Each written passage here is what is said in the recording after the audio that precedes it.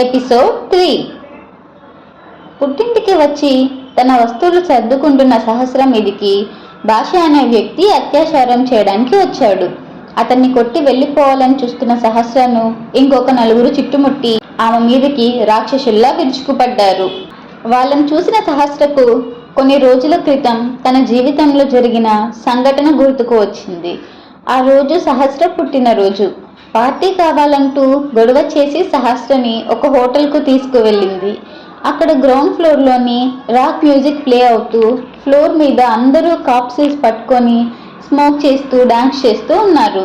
చుట్టూ disco lights అక్కడక్కడ వెలుగుతుంటే ఆ పార్టీ హాల్ అంతా డిమ్ లైటింగ్తో ఉంది. ఆ వాతావరణం అంతా చూసి, ఏంటిది పార్టీ అని చెప్పి ఇక్కడికి ఎందుకు తీసుకొచ్చావు? చూస్తుంటే బాగా లేట్ నైట్ అయ్యేలా ఉంది అని భయంగా అడిగింది సహస్ర. డోంట్ వరీ సహస్ర, నైట్ అయినా పర్వాలేదు, ఇక్కడ నేను ఆల్రెడీ రూమ్ బుక్ చేశాను. ముందు నీ బర్త్డే పార్టీ ఎంజాయ్ చేద్దాం కదా అని ఉత్సాహంగా అంది క్రాంతి. సరే అంటూ వెళ్ళింది. కానీ దీని వెనుక క్రాంతి ఒక పెద్ద పన్నాగమే పన్నిందని, తనకు చాలా పెద్ద ప్రమాదం జరగబోతుంది అని సహస్ర ఊహించలేకపోయింది.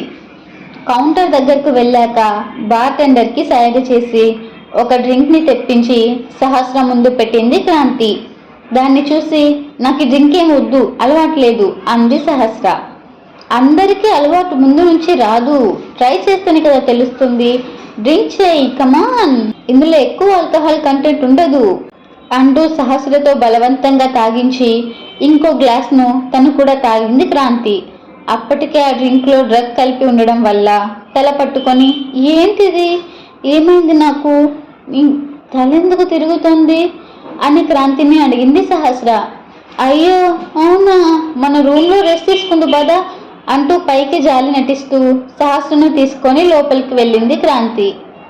చుట్టూ జరిగేది ఏమీ సహస్రకు తెలియట్లేదు. అదే అవకాశంగా తీసుకొని ఆమెను ఒక రూమ్కి తీసుకువెళ్ళి మంచం మీద పడేసింది క్రాంతి. స్పృహ లేకుండా ఏదేదో మాట్లాడుతున్న సహస్ర వైపు చూసి రాక్షసంగా నవ్వుకొని, నీ లైఫ్ ఇవాళ సర్వనాశనం అయిపోతుంది సహస్ర అని పళ్ళు నూరుతూ చెప్పి రూమ్ లైట్స్ ఆఫ్ చేసి బయటకు వచ్చేసింది. ఆ తర్వాత ఫోన్ తీసి తన ఫ్రెండ్కి కాల్ చేసి, హలో, ఇంకొక బంపర్ అపరిస్తున్నాను. సహస్ర మీద నీకు మోజుంది కదా, ఈ నైట్ అంతా సహస్ర నీదే, నువ్వు ఎంత త్వరగా వస్తే అంత ఎక్కువసేపు ఎంజాయ్ చేయొచ్చు అని చెప్పింది క్రాంతి. తర్వాత సహస్ర రూమ్ డీటెయిల్స్ చెప్పి కన్నింగా నవ్వుకుంటూ అక్కడి నుంచి వెళ్ళిపోయింది. కొంత సమయానికి ఒక పెద్ద శబ్దంతో ఆ రూమ్ డోర్ ఓపెన్ అయ్యింది.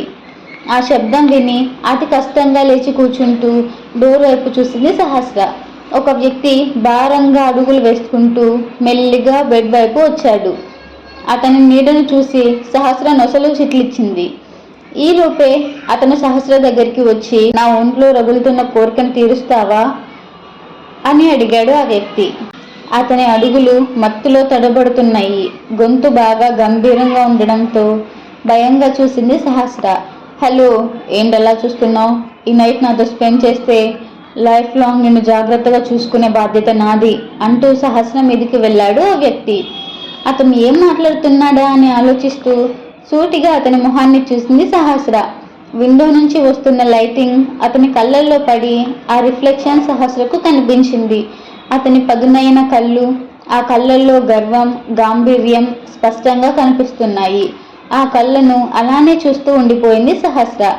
ఆమె బాగా మత్తులో ఉన్న సమయంలో అతను బలవంతంగా ఆక్రమించుకున్నాడు. ఆ నిమిషాన సహస్ర కూడా ఏమీ చేయలేకపోయింది. మరుసటి రోజు ఉదయం సహస్రకు స్పృహ వచ్చి చూడగా రోడ్డు పక్కన తుప్పలో పడిపోయింది. బట్టలు కూడా మట్టు కొట్టుకుపోయి ఉన్నాయి.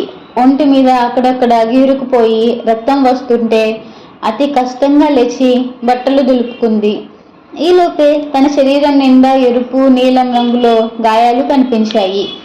పైగా ఒళ్ళు నొప్పులు కూడా విపరీతంగా ఉన్నాయి. ఆ క్రాంతి గురించి తెలిసి కూడా దాన్ని నమ్మడం నాది తప్పు. దాన్ని మళ్ళీ మళ్ళీ నమ్ముతున్నందుకు చెప్పుతో కొట్టుకోవాలి అని తనని తాను తిట్టుకుంది సహస్ర. క్రాంతి మళ్ళీ ఆ హోటల్ రూమ్లోకి వచ్చేసరికి ఆ రూమ్ అంతా చిందరవందరగా ఉంది. అదంతా చూసి, నేను వేసిన ప్లాన్ వర్కౌట్ అయిందన్నమాట, దాని జీవితం మొత్తం నాశనం చేశాను అని క్రూరంగా నవ్వుకుంటూ తన ఫ్రెండ్కి కాల్ చేసింది క్రాంతి.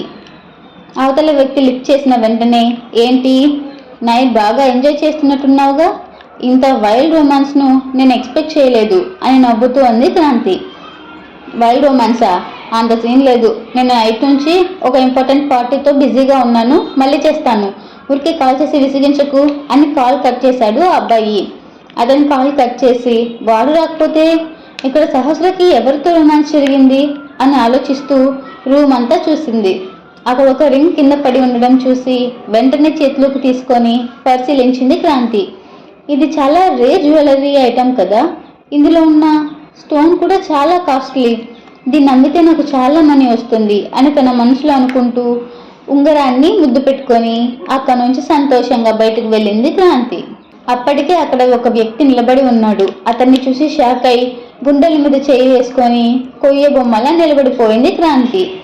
ఆమె వైపు సీరియస్గా చూసి, నిన్న నైట్ మా సార్ ప్రాణం కాపాడింది నువ్వేనా అని అడిగాడు ఆ వ్యక్తి. అది విని క్రాంతి కంగారు పడిపోయింది.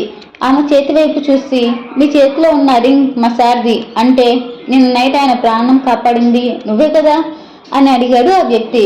అవునవును నేనే అని తడబడకుండా అబద్ధం చెప్పేసింది క్రాంతి. ఇది మా సార్ రింగ్, ఆయన భరద్వాజ్ ఫ్యామిలీకి వారసుడు, మీరు నాకు దీన్ని ఇచ్చేయండి, దీనికి ఫలితంగా మీకు చాలా మంచి గిఫ్ట్ వస్తుంది, నాది హామీ అని చెప్పాడు ఆ వ్యక్తి. అతను భరద్వాజ్ ఫ్యామిలీ అసిస్టెంట్ అని తెలిసి వెంటనే రింగ్ ఇచ్చేసింది క్రాంతి. ముందు రోజు రాత్రి ఎవరో షణ్ముఖ్కి హై డోసెస్ డ్రగ్ ఇచ్చారు. దాని ఎఫెక్ట్ వల్ల అతని బాడీలో టెంపరేచర్ పెరిగి అతనిలో బలమైన కోరికలు కలిగాయి. అనుకోకుండా సహస్ర రూమ్లోకి వెళ్ళి ఆమెతో నైట్ స్పెండ్ చేశాడు షణ్ముఖ్. ఇద్దరూ మత్తులో ఉన్న కారణంగా ఒకరి మొహాలు ఒకరికి గుర్తులేవు. అందువల్లే షణ్ముఖ్కి ఆమె పరిమళం పరిచయం ఉన్నట్టుగా అనిపించింది. అలానే సహస్ర కూడా షణ్ముఖ్ గొంతు ఎక్కడో విన్నట్టు అనిపించింది. ఆ రోజు జరిగింది తలుచుకొని వణికిపోయింది సహస్ర.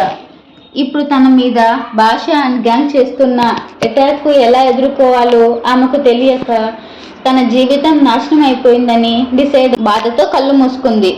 ఏంటి కళ్ళు మూసుకున్నావు, నా వైపు చూడు, ఇవాళ నిన్ను తనివి తీరా అనుభవించి ఎన్నాళ్ళుగానో నాలో ఉన్న కోరికను తీర్చుకుంటాను గట్టిగా నొక్కుతూ అన్నాడు భాష. వదిలే ప్లీజ్ అని భయంతో వణికిపోతూ బతిమాలింది సహస్ర. మీ ఆయన ఎలానో అవిటివాడే కదా, వాడేం సుఖపెడతాడు నిన్ను, అసలైన సుఖం ఎలా ఉంటుందో నేను చూపిస్తాను అని వంకరగా నవ్వుతూ ఆమె చీరను లాగడానికి చెయ్యి వేశాడు భాష. ఆ చేతి నుంచి విడిపించుకొని చీరను గట్టిగా గుంజింది సహస్ర. ఆ దెబ్బతో ఆమె కొన్ని అడుగులు వెనక్కి వెళ్ళిపోయింది. సరిగ్గా కింద పడుతుందేమో అన్న సమయంలో సహస్ర నడుం చుట్టూ 2 చేతులు బిగుసుకున్నాయి. అప్పటికే భయంతో కళ్ళు మూసుకున్న సహస్ర మెల్లిగా కళ్ళు తెరిచి చూసేసరికి వీల్ చైర్లో ఉన్న షణ్ముఖ్ కనిపించాడు. అతని ఒళ్ళో నుంచి లేవబోతుంటే షణ్ముఖ్ అసిస్టెంట్ చరణ్ వచ్చి సహస్ర చేతికి చీరనిచ్చారు. దాన్ని వెంటనే ఒళ్ళంతా కప్పుకొని షణ్ముఖ్ చేతిని భయంగా పట్టుకుంది సహస్ర. నా భార్య మీద చేయి వేయడానికి ఎంత ధైర్యం రా నీకు అని అరిచాడు వీల్ చైర్లో ఉన్న షణ్ముఖ్. మొదట్లో అతని గొంతు విని భాష అండ్ గ్యాంగ్ భయపడ్డారు, కానీ వీల్ చైర్లో ఉన్న అతన్ని ఆ వెనకే ఉన్న వ్యక్తిని చూసి గట్టిగా నవ్వడం మొదలుపెట్టారు. వీల్ చైర్లో ఉండే నువ్వు మమ్మల్ని ఏం చేస్తావురా, ఇవాళ నీ పెళ్ళాం మా నలుగురి చేతిలో నలిగిపోతుంది, ఎలానో నువ్వు ఆ పని చేయలేవు కదా, కనీసం చూసైనా ఆనందించు అని వంకరగా నవ్వుతూ అన్నాడు భాష. అతని మాట పూర్తయిన మరు నిమిషంలోనే చచ్చిన శవంలా పడి ఉన్నాడు భాష.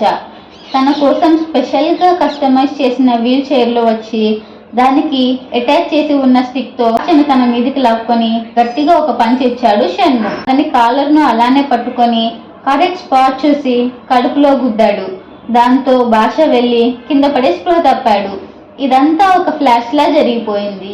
మిగతా వాళ్ళు తన మీదకి వచ్చే లోపే వాళ్ళ స్లిప్ పై పడిపోయేలా తన చైర్ని ఒక బటన్ ప్రెస్ చేసి రొటేట్ చేశాడు. దాంతో ముగ్గురు కింద పడితే వాళ్లను కూడా పంచ్ చేసి పట్టుకోబెట్టాడు షణ్ముఖ్. వెంటనే తన చేతిని దులుపుకొని ఆ వెనకే ఉన్న తన అసిస్టెంట్ వైపు చూసి, చరణ్ వాళ్ళ నలుగురి కాళ్ళు చేతులు విరిచేయి అని కోపంగా చెప్పాడు షణ్ముఖ్. సడన్ గా హీరోలా వచ్చి తనని సేవ్ చేసి వాళ్ళను చితక్కొట్టిన షణ్ముఖ్ని రెప్ప వేయడం కూడా మర్చిపోయి చూస్తూ ఉండిపోయింది సహస్ర. చూసించాలు, ఇక నుంచి వెళ్దాం పదా అని కూల్గా అన్నాడు షణ్ముఖ్. అది విని మౌనంగా తలాడించి వీల్ చైర్ను తోస్తూ అక్కడి నుంచి బయటికి వచ్చింది సహస్ర. చిన్నప్పటి నుంచి తన కోసం ఎవ్వరూ అలా స్టాండ్ తీసుకోలేదు. అందుకే వెంటనే నడవడం ఆపేసి కిందకి వంగి షణ్ముఖ్ను గట్టిగా హక్ చేసుకుంది సహస్ర. అతని మీద ఆమెకు గౌరవంతో పాటు ఎక్కడో ఒక చిన్న శాంతం ప్రేమ కూడా పెరిగింది. థ్యాంక్ యూ షణ్ముఖ్, నువ్వు రాకపోతే ఇవాళ నేనేమైపోయేదాన్నో అని ప్రేమగా చెప్పింది సహస్ర.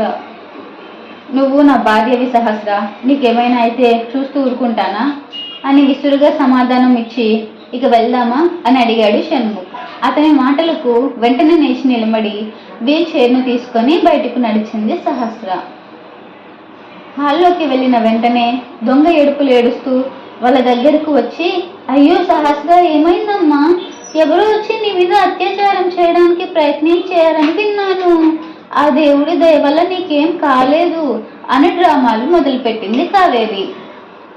ఆ తర్వాత ఆమె షణ్ముఖ్ వైపు తిరిగి, అల్లుడు గారు, నిజం చెప్పాలంటే సహస్రాన్ని నేను సొంత కూతురులాగానే చూసుకున్నాను. ఇంకా చెప్పాలంటే నా కూతురు కన్నా తననే ఎక్కువగా ప్రేమిస్తున్నాను అని అంది. ఈలోపే మీరు మూవీస్లోకి వెళ్ళాలని ఎప్పుడైనా అనుకున్నారా అని కూల్గా అడిగాడు షణ్ముఖ్. అది విని ఏం మాట్లాడుతున్నారు అల్లుడు గారు, నేను సినిమాలోకి వెళ్ళడం ఏంటి అని కంగారుగా అంది కావేరి. ఇంత బాగా నటిస్తున్నారు కదా, అనవసరంగా మీ టాలెంట్ అంతా వేస్ట్ చేసుకుంటున్నారు అని కావేరి వైపు చూస్తూ కోపంగా అన్నాడు షణ్ముఖ్. అప్పుడే అల్లుడు గారు మీరా, ఎప్పుడొచ్చారు అని ఉత్సాహంగా అడుగుతూ వచ్చాడు మహేంద్ర. నలుగురు వెధవలు మీ ఇంట్లోనే మీ అమ్మాయి మీద అత్యాచారం చేయడానికి ట్రై చేస్తున్నప్పుడు వచ్చాను అని ఘాటుగా సమాధానం చెప్పాడు షణ్ముఖ్. ఆ మాట విని దిగులుగా మొహం పెట్టుకొని, అవును, ఆ విషయం నాకు కూడా ఇప్పుడే తెలిసింది అని మరింత దీనంగా అన్నాడు మహేంద్ర. మరి తెలిసినప్పుడు వెంటనే నీ కూతురు దగ్గరికి వెళ్లకుండా పల్లీకిలిస్తూ నవ్వుతూ రావడానికి సిగ్గులేదా నీకు అని సీరియస్గా అడిగాడు షణ్ముఖ్. అతని మాటలు విని, లేదల్లుడు గారు, మీరు నన్ను అపార్థం చేసుకుంటున్నారు అని ఇంకా ఏదో చెప్పబోతున్నాడు మహేంద్ర. ఆపమన్నట్టు అతనికి చేయి చూపించి, నా భార్యని గౌరవించని ఇంట్లో నన్ను అల్లుడు అని పిలవద్దు. మీ ఇంట్లోనే మీ సొంత కూతురుతో ఎవడో ఇలా చేయడానికి వచ్చాడంటే మీరు తనకిస్తున్న వాల్యూ అర్థమైంది అని చెప్పాడు షణ్ముఖ్. ఆ మాటలు విని అవమానంగా తలదించుకున్నాడు మహేంద్ర. అతన్ని సూటిగా చూస్తూ, నీకు 24 గంటలు టైం ఇస్తున్నాను. వీటి వెనుక ఎవరున్నారో కనుక్కోకపోతే ఆ నలుగురికి పట్టిన గతే నీకు పడుతుంది, గుర్తుపెట్టుకో అని వార్నింగ్ ఇచ్చాడు షణ్ముఖ్. ఆ మాటకు కంగారు పడిపోయి, ఏం మాట్లాడుతున్నారు అల్లుడు గారు, దయచేసి నాకు అంత పెద్ద శిక్ష వేయకండి అని వేడుకున్నాడు మహేంద్ర. అప్పటి వరకు అతని వైపు ప్రేమగా చూస్తున్న సహస్ర ఒక్కసారిగా ఉలిక్కిపడి బయటకు నడిచింది. అప్పటికే మహేంద్ర కావేరీలు భయంతో వణికిపోతూ ఒకరినొకరు చూసుకున్నారు. మహేంద్ర వైపు చూసి, ఏమైంది, ఎవరు చేశారు, నువ్వేమన్నా ఎవరికైనా పురమాయించావా అని అనుమానంగా అడిగింది కావేరి. అది విని కంగారు పడుతూ, ఏం మాట్లాడుతున్నావు, నేను అలా ఎందుకు చేస్తాను అని కంగారుగా అని లోపలికి వెళ్ళిపోయాడు మహేంద్ర. అప్పటి వరకు పైనుంచి జరిగేదంతా చూస్తూ పిడికిలి బిగించి, ఛా, ఎన్నిసార్లు దాన్ని ఎదిరించినా తప్పించుకుంటోంది అని కోపంగా అనుకొని అక్కడి నుంచి రూమ్లోకి వెళ్ళిపోయింది క్రాంతి. షణ్ముఖ్తో పాటుగా కారులో వెళ్తున్న సహస్ర జరిగేదంతా తలుచుకొని చాలా హ్యాపీగా ఉంది. ఆమె మనసంతా షణ్ముఖ్ రూపమే నిండిపోయింది. ఊహల పల్లకిలో తేలిపోతుంది. తను నా భార్య అని షణ్ముఖ్ చెప్పిన మాటలు సహస్ర చెవుల్లో ఒక రొమాంటిక్ మ్యూజిక్లా ప్లే అవుతున్నాయి. సడన్గా ఆమెకు ఆ రోజు రాత్రి తనతో ఉన్న వ్యక్తి గొంతు గుర్తుకు వచ్చింది. ఆలోచనలో పడింది. అప్పుడే సహస్ర ఒళ్ళో కొన్ని పేపర్స్ పెట్టాడు షణ్ముఖ్. అవి చూసి, ఏంటిది అని అయోమయంగా అడిగింది సహస్ర. మ్యారేజ్ కాంట్రాక్ట్ పేపర్స్ అని సూటిగా చెప్పాడు షణ్ముఖ్. ఆ మాట విన్న సహస్ర గుండె ఒక్కసారిగా పగిలిపోయింది. షణ్ముఖ్ చెప్పినట్టు వాళ్ళని నిజంగా కాంట్రాక్ట్ మ్యారేజేనా? సహస్ర మీద అటాక్ చేసిన వాళ్ళు ఎవరో షణ్ముఖ్కి తెలుస్తుందా? ఇప్పుడు క్రాంతి నెక్స్ట్ ప్లాన్ ఏంటి? ఇలాంటి ప్రశ్నలకు సమాధానం తెలుసుకోవాలనుంటే నెక్స్ట్ ఎపిసోడ్ చూసేయండి.